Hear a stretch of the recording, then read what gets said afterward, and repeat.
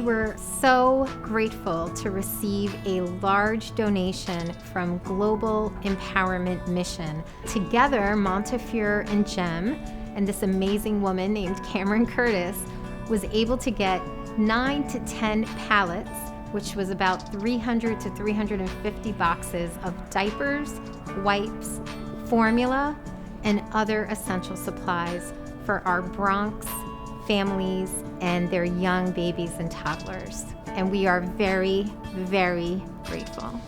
The medical students had organized a volunteer effort. These infant survival kits will help ease the burden on the families that are going through so much already. Thank you, Jem. Thank you, Be Strong Initiative.